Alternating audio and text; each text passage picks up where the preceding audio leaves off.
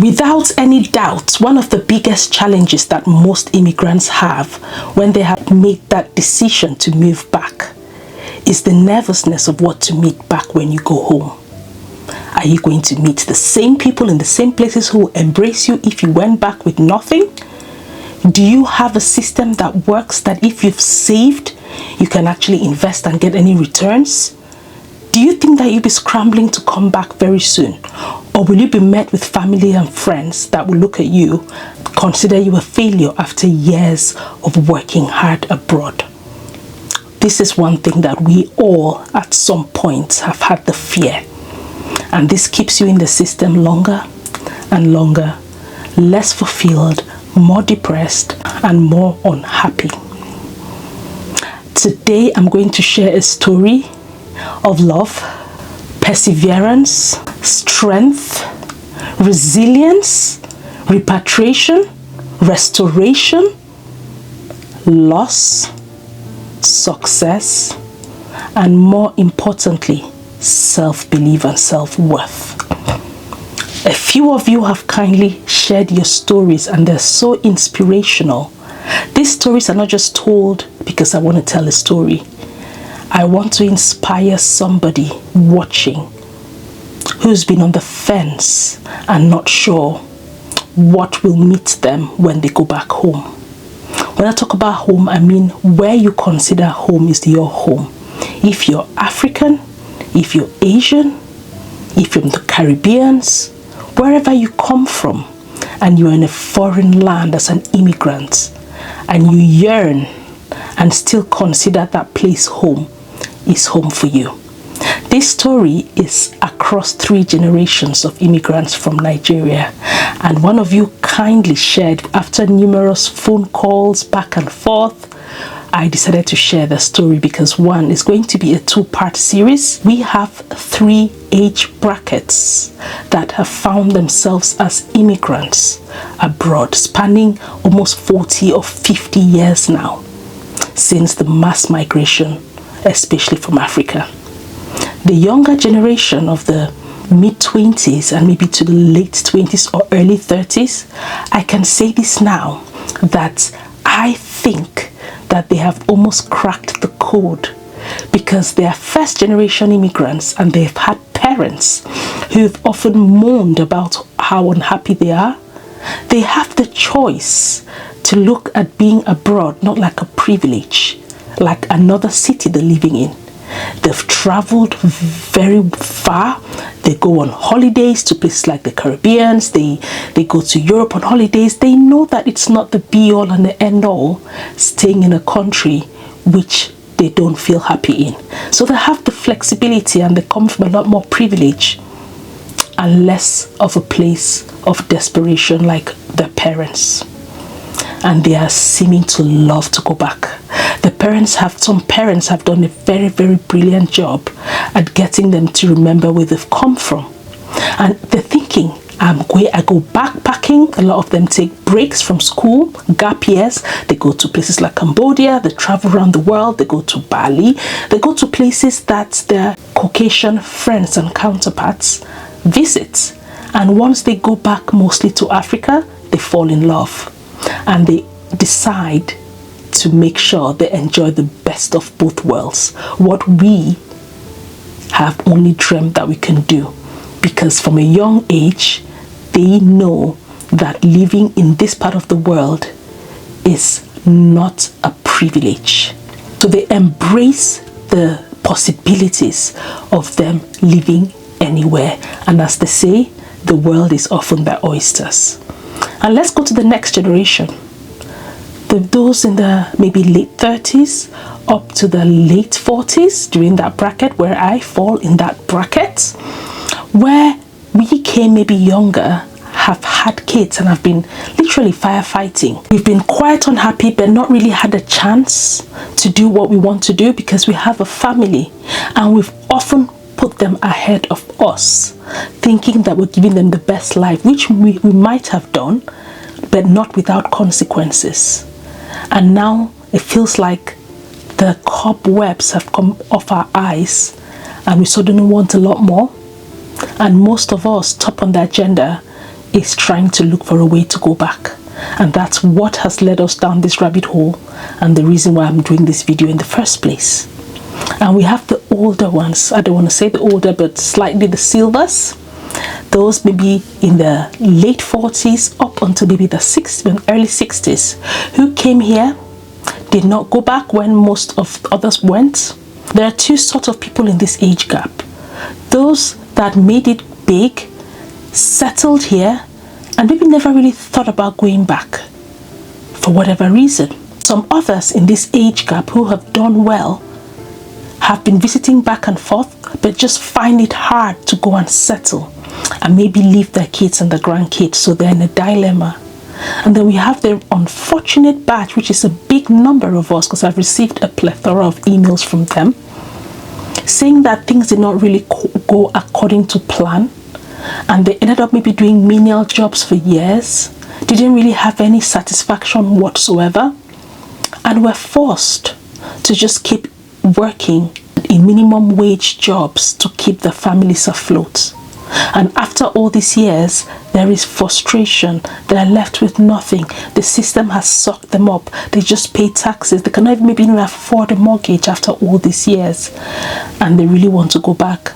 They're scared of the judgment back home from the families, so they often prefer to stay here. This part one of this video will inspire you if you're in this last bracket. In fact, to inspire anybody, because it's a very brave story, a story of self-belief. And I'm going to go straight into the video now. But if this is the first time that you've seen one of my videos, hello, thanks for clicking. This is Lulu, and this is Lulu Diaries, and I'm going to share today in the first part of this series of returnees, which I'm going to call this playlist, those who have taken the leap to move back, not without consequences. I always say there's no repatriation without consequences, but it'll give you maybe the push, just that extra kick that you need to start thinking in that direction. This story starts miles away in Nigeria, from in the southwest of Nigeria, from a town called Ibadan, if you're not Nigerian. And there was this very brilliant, intelligent young lady whose parents sent her to the UK to study biochemistry in the early 90s. She came here, and as brilliant as she was, she studied it and decided to divert slowly into IT. But she did a degree and a postgrad in Queen Mary's University.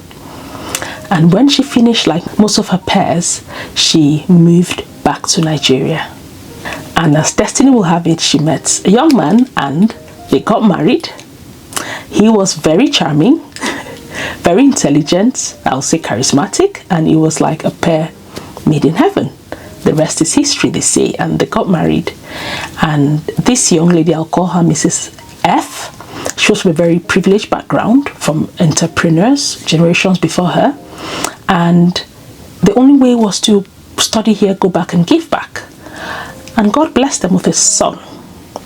And like most parents, when the kids start growing up, the thing that they want to bring them here to integrate in the system, maybe before university, so that the transition is a lot easier. So she and her husband traveled miles and came to the UK. And Mrs. F found herself working very quickly.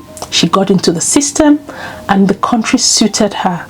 She'd studied here anyway in a prestigious university and just kind of got very acquainted with the system, and she started thriving very quickly.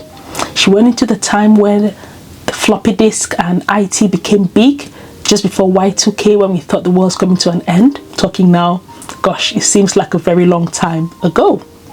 25 odd years anyway. And she made it big. She bought herself 2 properties. However, Mr. F wasn't so fortunate. This country just did not seem to work for him. He struggled because he came from a background of writing. He had written a few things but were never published, were all rejected, and he felt frustrated. It was so difficult that he had to take jobs below his intellect. night to put food on the table, often night jobs, maybe in security or hotel concierge, just to make sure that he was the man in the house. And he did this clearly out of his will. But he knew at some point that he could not stay in this country. On the other hand, Mrs. F was doing so well, and the cracks in the marriage started to show.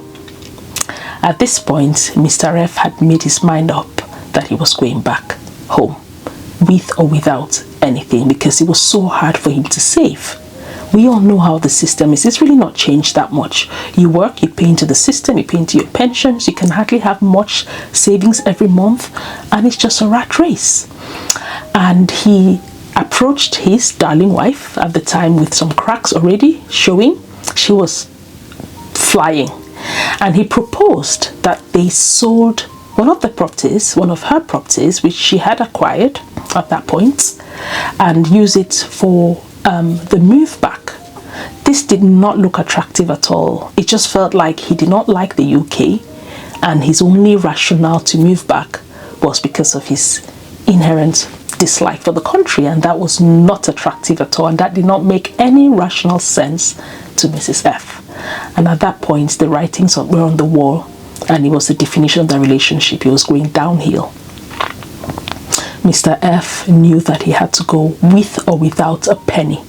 He made that decision several years ago now to go back, but he wanted his son to go into university first, see him off, and then say his goodbyes. This was going to break a marriage. This was going to break a home. This was going to separate love, but he had to do it. A lot of people don't have the nerve to do that, and I'm not saying that that's the right or the wrong thing to do, but it's very clear that when your mental health and your day-to-day life is being affected to the point that you don't want to stay here anymore, the answers are looking at you. And he decided to move back as soon as his son went into university. And his son even has some fond memories of them going to shop for a suit for him before he went to uni, to look like a proper gentleman, like an African dad will do. And he went into university. And at that point, with or without money, which he had managed to save some money, he went back. Mrs. F had had it, and she stopped taking his calls when he went back. And of course, their son almost distanced himself because he just could not understand why his dad would kind of leave them. But of course, he was way too young to understand that at the time, like a young teenager. Fast forward, let's get back to Nigeria. Mr. F went ready to risk it with nothing. Got back, and most people assumed he was on holidays. They were happy to see him, like we are, very welcoming part of the world. We like to see family members. And then the days turned to weeks, and then very soon it was almost clear that he was not going back. I'm sure that a lot of tongues were wagging about why he came in the first place, but he managed his way so well. He did not really build a home like most people want to, but he was bent on making it work. You know, and he was staying in a hotel for a bit till a very close friend realized that he did not have a place, and a close relative invited him, and that cemented their relationship. They were like brothers, and he was a very, very astute businessman at the time, and he was his breakthrough. Because before that, he had no finances, and he had to solicit from funds for people he knew. And this particular incident, which he shared, where he went to ask for somebody for some money from the UK, and she sent him to get the cash from Nigeria. He waited all day from about 9 o'clock till 4, and the secretary was cheeky enough to say if he had something better to do on a Monday, he would not be a beggar. And at that point, he knew that he would rather die than ask for anybody to help him, and he knew he had to make it. You might ask, how did he break through? Because the title of this video is From Night Worker in the UK to a Reputable Millionaire Back Home. And I can say this because when he knew that he had to work hard, he did everything in his ability to make it work. There was no pride. Had been in the UK like some of us have. He was down to earth and knew that he had to make it, because there was no plan B anymore of coming back to the UK. his close cousin, I'll say brother, introduced him to his very wealthy friends, who were all very, very big businessmen. And they needed the cars transported to the villages during festive periods, which is when they're going to visit. And Mr. F will drive them. These rich people will get to the closest airport and he'll hand the cars over. When they finish the business, he'll drive back. This is quite risky to think about the journey across the villages, but he did it and he was steadfast with his faith. And by God's grace, nothing happened. He did that and he became a household name for that. He built himself a brand and there was trust. There came money, there came business in an unexpected place. And he thrived so much and managed to save up from doing this and open himself a travel and tour agency. Because of his extensive travel coming here, he could advise people on immigration, and he was doing so well, opening it in several other cities. And the pandemic kind of stopped things in his track, but he'd already built a reputation. Alongside that, he's also into the hotel business. He's published several books, and an important part that I missed out was his involvement in party politics. When he went back, became the chairman of his party, something that he dreamt of doing and could never do in the UK.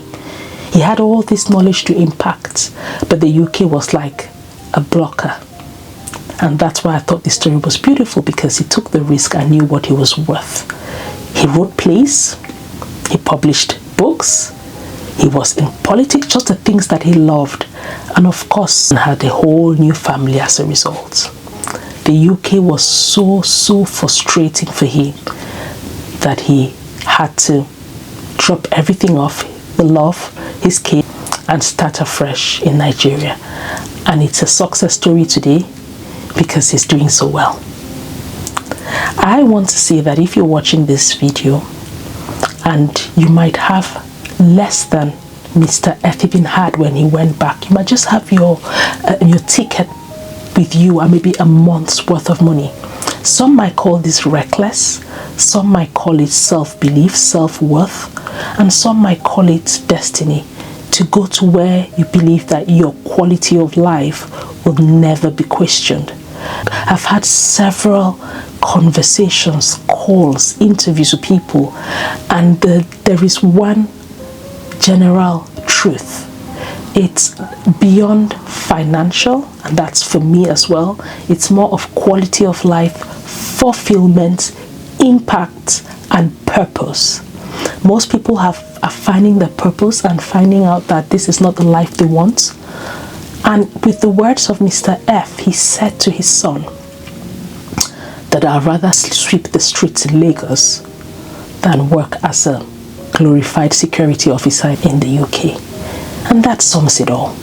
It's self-belief. I'm not saying you should be reckless and up sticks and leave, but if you need to do that rather than sit and hope that a miracle happens and the months keep extending to years and you have no quality of life here, I'd rather take the first option of upping sticks and going. And this is just the first part of a long series on this channel, but for now you'll be hearing the stories through my lens, from my mouth, and I hope that this has encouraged somebody. But don't go away, because I'm going to end this particular episode here, but in part 2 of this same story, I'll tell you how this all came 360 degrees almost 20 years later for baby F, the son of Mr. and Mrs. F, who is now a full-grown man and who hopefully is going to watch this video and believe that I did justice to the story, and that his story is even more inspiring.